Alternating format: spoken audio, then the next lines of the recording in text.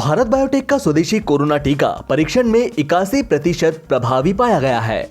इसके बाद इसके इस्तेमाल को लेकर संभावनाएं और बेहतर हो गई है। इससे पहले कंपनी के टीके के परीक्षण के अंतिम परिणाम आने से पहले ही इसके इमरजेंसी में इस्तेमाल की मंजूरी दिए जाने को लेकर विवाद खड़ा हो गया था।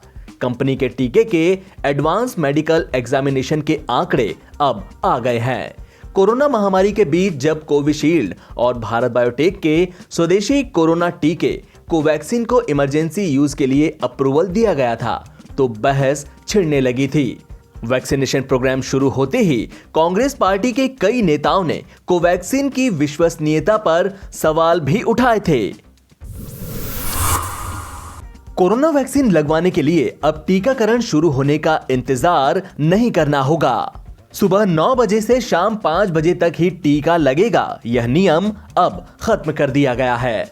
अब निजी अस्पतालों में बने टीकाकरण केंद्रों पर अपनी सुविधा के हिसाब से 24 घंटे में किसी भी वक्त वैक्सीन लगवा सकते हैं। केंद्रीय स्वास्थ्य मंत्री डॉक्टर हर्षवर्धन ने ये जानकारी दी। सरकार ने राज्य सरकारों को भी यह छूट दी है कि अगर वे चाहे तो सरकारी अस्पतालों में भी ये सुविधा दे सकती है।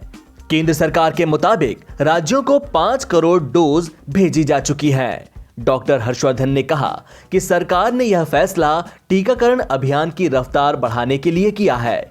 उन्होंने बुधवार को एक ट्वीट में कहा कि पीएम मोदी देश के नागरिकों के स्वास्थ्य के साथ साथ उनके समय की कीमत भी बखूबी समझते हैं। सरकार ने मंगलवार को प्राइवेट अस्पतालों को टीकाकरण केंद्र बनाने से जुड़ी शर्तों में ढील दे दी थी।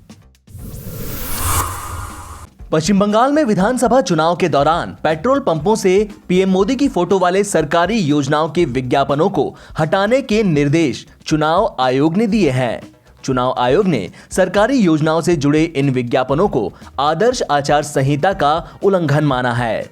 चुनाव आयोग ने बुधवार शाम को जारी आदेश में कहा कि पेट्रोल पंपों पर लगे पीएम मोदी की तस्वीर वाले ये विज्ञापन आचार संहिता का उल्लंघन कर रहे हैं, इसलिए इन्हें 72 घंटे के अंदर हटाया जाए।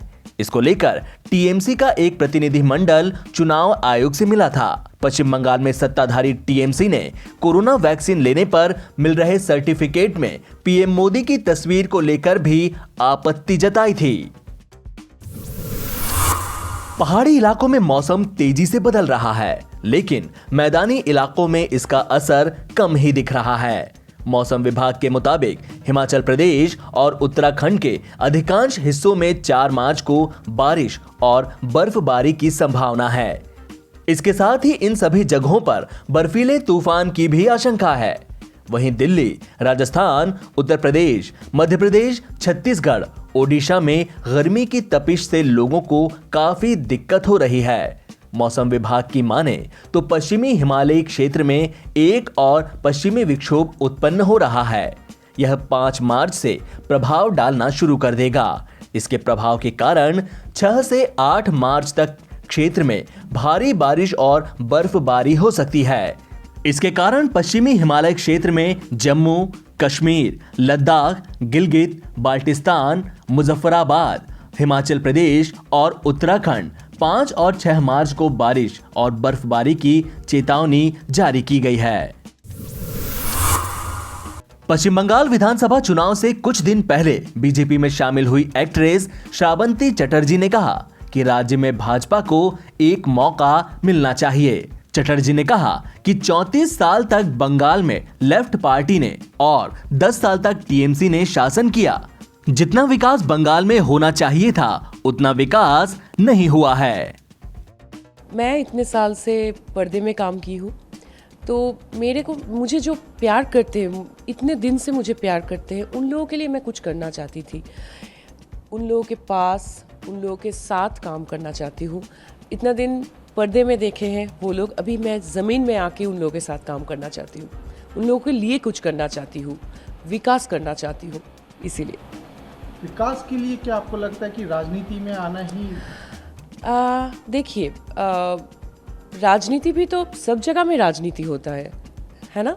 तो मैंने सोचा कि हाँ, भारतीय जनता पार्टी, उन लोगों ने बहुत विकास किए हैं। पूरा देश के लिए सबको ही सपोर्ट करते हैं हम लोग, तो मुझे लगा कि ठीक है, मेरे पास इतना अच्छा प्रपोज़ल आया कि बहुत दिन ही आया था, बहुत दिन पहले ही आया था 2019 में, तब मन स्थिर कर नहीं पाई। लेकिन अब मुझे लगा कि होता है ना, सब एक टाइम होता है, टाइम इज़ वेरी इम्पोर्टेंट। तो मुझे लगा कि इस टाइम में this is the right time कि मैं ज्वाइन करूं।